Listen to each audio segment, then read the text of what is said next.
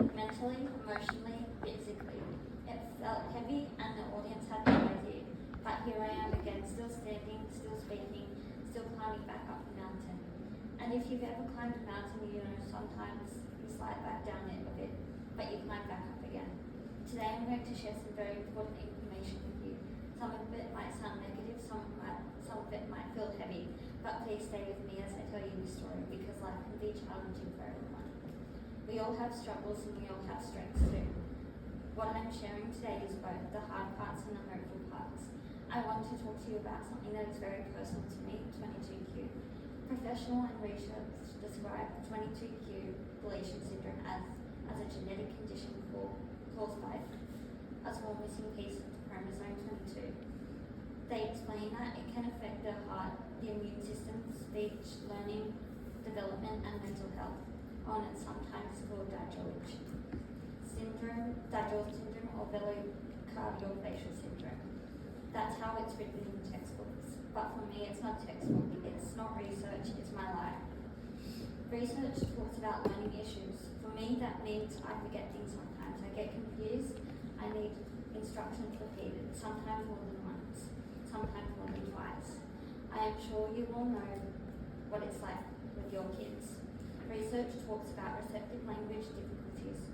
For me, that means someone gives me a lot of information at once. My brain feels very full very quickly. I might still be trying to understand the first sentence while they are already on the fifth. I sometimes smile and nod, but inside I am thinking, wait, I'm not sure I got that.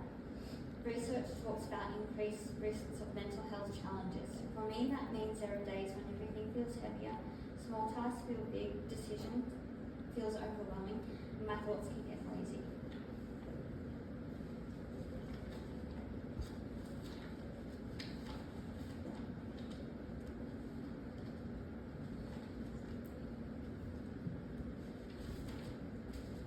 Professionals explain it calmly, scientifically, but living it is different.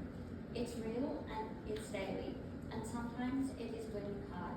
Because the condition is invisible, people don't always see the struggle. In the workplace, that can be really difficult. I might look capable and confident, but I could be completely overwhelmed trying to process instructions. If I misunderstand something, it can look like I wasn't listening or wasn't capable, but actually I'm trying very hard. My brain just works differently. I need clearer language, I need time, I need patience. Through my advocacy, I have shared my story across the globe. I have spoken locally and internationally about 22q. Some people see me on stage and think that means it must not be that hard. Oh wow, look how strong she is. She is amazing. Yes, I am. But being an advocate doesn't cancel out the struggle. I can speak confidently here and still go home and feel overwhelmed by everyday tasks. And then there's my family. Oh yes, my family. I know sometimes I feel frustrated repeating things, explaining things again, appointments, paperwork, advocating, it's a lot. Believe me, I am frustrated right along with you. But sometimes we joke about it because if it's frustrating having to repeat things, can you imagine what it's like being the person whose brain needs it repeated every single day? If they're tired of explaining it, I promise you I'm even more tired of living it. We laugh because our humour makes the hard parts lighter. The truth is we are all doing our best. Later today you will hear from Dr. Linda Campbell about receptive language difficulties and how they can affect people in education, employment and everyday life. What will be explained professionally is what I experience personally. And now I want to speak directly to parents. Please don't wrap us up in cotton wool. We are not fragile glass ornaments. We are more like slightly clumsy mountain climbers. We might trip, we might take longer, we might need better instructions on where the path is, but we still need to climb. Let us fall, let us fail, let us feel disappointment, because that's how we learn resilience.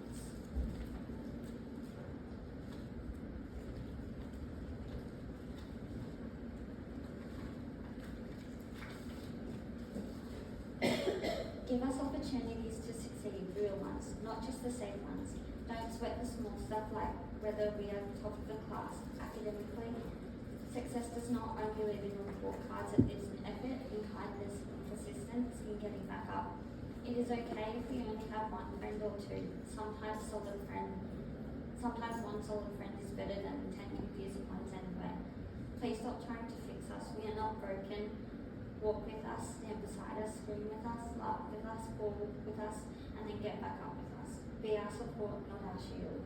As I wrap up today, I don't want to leave you only with the hard parts, because 22Q has not stopped my life. It's tiring, but here I am. I finished school. That was not easy for me, but I got my driver's license, and yes, I've hit a number of kangaroos because of where we live. So there have been a few accidents and a few repairs. Sorry, Mum. The kangaroos and I have an understanding now. I try to avoid them and they try not to jump out in front of me. My car sometimes looks how I feel, a bit banged up.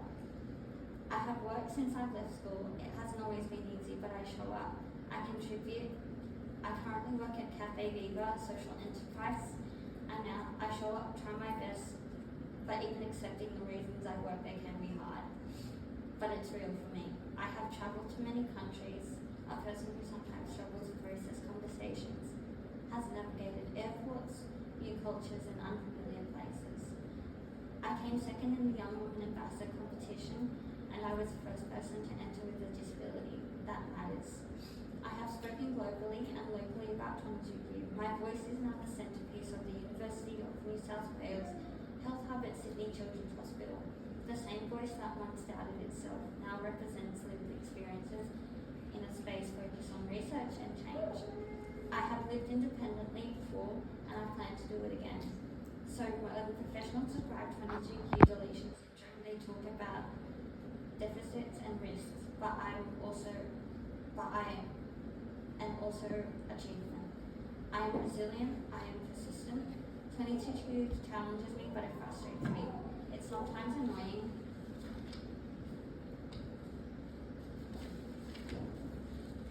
And hard, but it has not stopped me. A diagnosis can explain challenges, but it does not decide someone's future. 22Q is part of my journey, it's not my whole. It's not the whole of me. Thank you for staying with me, and here's to a fantastic day.